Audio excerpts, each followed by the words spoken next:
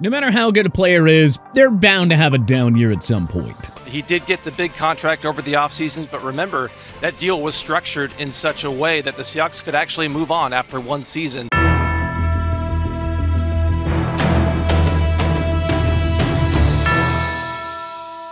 With the way that the NFL landscape has shifted over this past offseason, here are 5 NFL quarterbacks who will improve in 2023 and 5 who are gonna decline.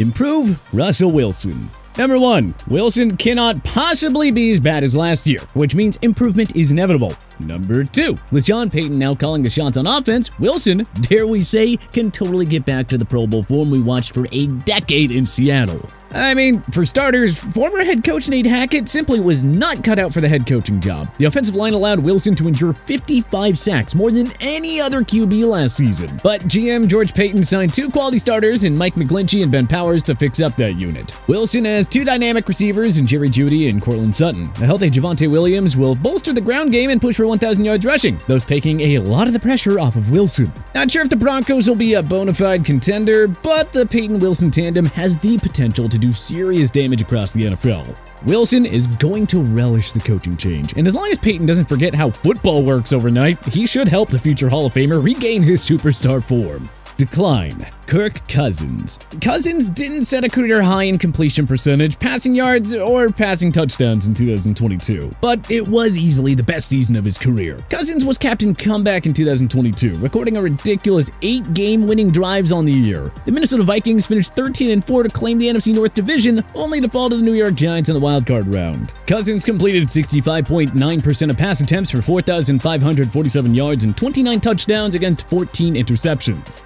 So, why are we fully convinced that he's going to decline after his best all-around NFL season? Well, let's see here. The Vikings won a single-season record 11 one-score games. That is literally not repeatable. The law of averages means that many will lose more close games than usual in 2023, so, you know, it's just gotta balance out. Secondly, Cousins lost the ultra-reliable and trusted Adam Thielen, who was cut in a cap-saving move. Perhaps worse yet, many curiously released 4-time Pro Bowl running back Dalvin Cook, who put up 4 straight seasons of 1,000-yard rushing. So now opposing defenses don't have to account for Cook nor Thielen. And as great as Justin Jefferson is, what are the odds of him putting up 1,809 receiving yards again, especially with less playmakers around to support him? Were the Vikings really good or just really lucky in 2022? We're inclined to believe it's the latter, which means Cousins will come down to earth in his contract year, which would all but assure his exit from Mimi in 2024. Improve Derek Carr. The Las Vegas Raiders' decision to release Derek Carr will go down as one of the best things to ever happen to him. Rather than finish his career in mediocrity, Carr actually has the chance to win again here with the New Orleans Saints. Carr no longer has to deal with Justin Herbert and Patrick Mahomes 4 times a year. Instead, he moves to the NFC South with rookie Bryce Young, the great unknown and Desmond Ridder, and Baker Mayfield or Kyle Trask as the starting QBs in the division. Carr will play with a top 10 defense, something that he has never had with the Raiders. An elite offensive line and a deep set of weapons led by Chris Olave, Michael Thomas, Juwan Johnson, and the powerful rushing duo of Alvin Kamara and Jamal Williams. Literally, only the Atlanta Falcons have an easier strength of schedule for 2023 than New Orleans. So it's all lined up perfectly for Carr and company to beat up on the plethora of not-so-intimidating opponents. An elite defense, an elite O-line, a nice group of playmakers, and an easy schedule. Yeah, Carr will fare much better than the guy who completed just 60.8% of pass attempts for 3,522 yards, 24 touchdowns, and 14 interceptions a year ago. Decline Geno Smith. We have raved about the Seahawks this offseason, and we certainly expect them to be a contender in the lackluster NFC again. However, Geno Smith also won't quite repeat the career year that he had as a 32-year-old in 2022. Both things can be true. You see, Smith led the NFL with a 69.8 completion percentage in 2022. Considering his career completion percentage sits at 62.8, it's safe to say that regression is inevitable. Smith had 30 touchdowns against 11 interceptions and racked comeback player of the year honors. He He averaged 71.3 more passing yards per game in 2022 than his career average. So, yeah, that simply isn't sustainable. Also, a healthy Kenneth Walker III is sure to enjoy a much bigger role after crossing 1,000 yards rushing as a rookie. That means Smith will have a tough time matching or exceeding the passing numbers that he put up last year. And finally, you know opposing defenses will be a little more prepared for Smith after he caught them all off guard a year ago. He should do more than enough to help Seattle reach the postseason again, but don't expect Smith to have another career year in 2023. That is asking for way too much. Improve Deshaun Watson.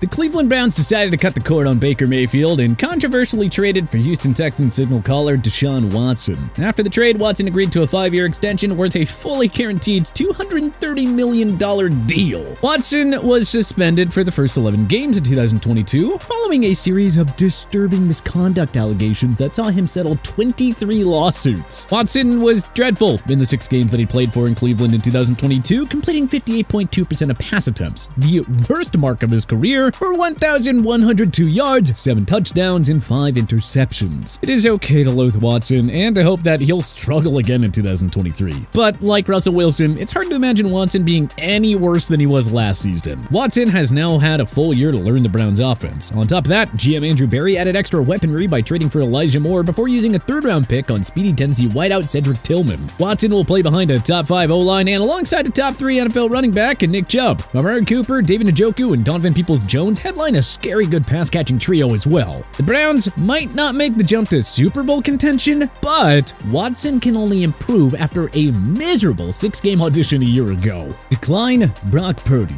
We're huge fans of Purdy, who saved the San Francisco 49ers last year after losing starter Trey Lance and second-stringer Jimmy Garoppolo with season-ending injuries. 2022's Mr. Irrelevant was anything but irrelevant. Purdy crushed Tom Brady in his first NFL start and won all 5 regular season games, completing 67.1% of pass attempts for 1,374 yards and 13 touchdowns against 4 interceptions. Sadly, Purdy suffered a UCL tear in the NFC Championship game, and the 49ers were wiped out by the Philadelphia Eagles. Purdy underwent surgery on the UCL, but should be good to go for Week 1. If he keeps the starting job, Purdy should still continue to produce in Kyle Shanahan's offense. But he is not catching anyone by surprise this time. Teams have had a full offseason to study Purdy and his antics, so there aren't any more tricks up Shanahan's sleeves to use. It's also worth noting that Purdy only faced 1 team with a winning record in his 5 regular season starts. Now he's got to start through the course of an entire season.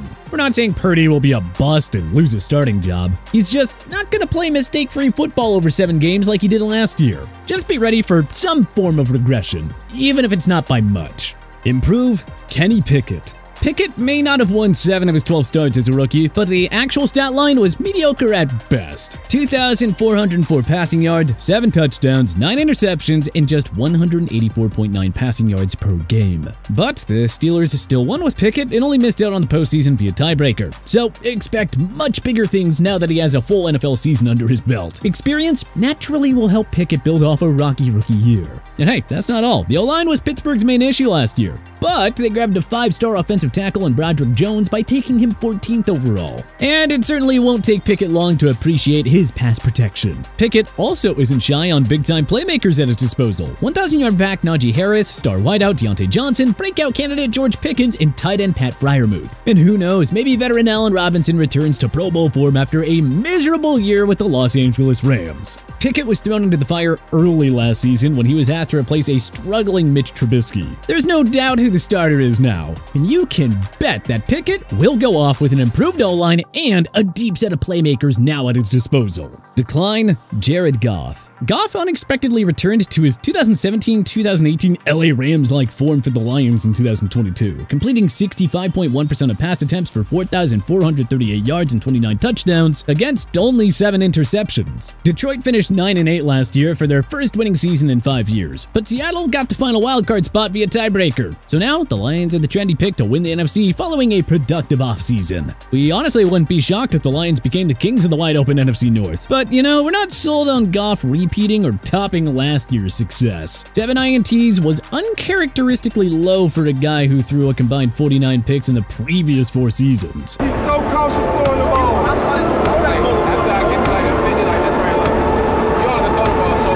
Losing promising wideout Jamison Williams for 6 games to a suspension for gambling hurts big time. Also, Goff won't have standout tight end TJ Hawkinson, traded to Minnesota last year, for 7 games this time around. With Williams suspended, Goff will have to rely on Amon-Ra St. Brown and a 33-year-old Marvin Jones Jr. as his go-to weapons. And though David Montgomery and rookie Jahmyr Gibbs look like a nice RB duo on paper, there's no guarantee that either will replace the production of Jamal Williams. Goff and the Lions just might be a playoff team in 2023, but he is not going to repeat last year's sublime stat line culminated with his 3rd Pro Bowl appearance. Improve Mac Jones. Jones made the Pro Bowl in his rookie year after leading the New England Patriots to a 10-win season and postseason berth. But he had a miserable rookie year, missing 3 games to injury while suffering under the horror of a Matt Patricia and Joe Judge coached offense. The good news for Jones, Bill Belichick remembered to use logic and hired old friend Bill O'Brien to serve as the new OC. No more Patricia and Judge? Yeah, sign Jones and anyone with a brain. New England retooled its pass-catching core to help Jones. They signed speedy slot receiver Juju Smith-Schuster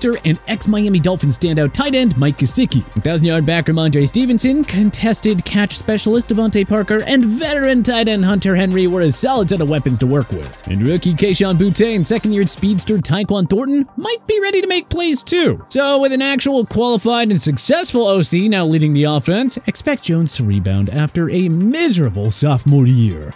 Decline Josh Allen. Allen finished 3rd in MVP voting a year ago, finishing with 4,283 passing yards, 35 passing touchdowns, and 762 rushing yards to go along with 7 rushing scores. But it was all for naught, as his Buffalo Bills were crushed by the Cincinnati Bengals in the divisional round. We still expect Allen to play like a top 5 QB in 2023, but we simply don't expect him to get near those numbers next year. It's certainly worrisome that Stephon Diggs isn't all that happy with his team, so that is definitely a storyline to follow here. The Bills also watched top rusher Devin Singletary leave to free agency, and GM Brandon Beane curiously didn't add a proven number 2 receiver to help out Diggs. His one big move was drafting Utah tight end Dalton Kincaid, who might not actually have much of a role playing behind veteran Dawson Knox. Also, Buffalo has the 7th toughest strength of schedule for 2023. Aaron Rodgers now plays for the New York Jets, and the Patriots have a real OC to help Mac Jones now. So you can mark off those 4 gimme wins for the Buffalo Bills and file those under tough games. Look, add it all up, and 2023 just feels like a year where Allen's stat line takes a step back.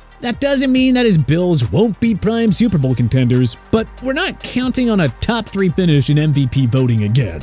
But which other NFL QBs will improve in 2023? And which ones do you think will decline? Let us know in the comment section below. If you like this video and learned a thing or two, clicking the like button helps out a ton. And hey, we appreciate it. If this is your first time coming around to TPS though, subscribing is a great idea because we put out videos like this every single day. But as always, thanks for watching and we'll see you guys next time.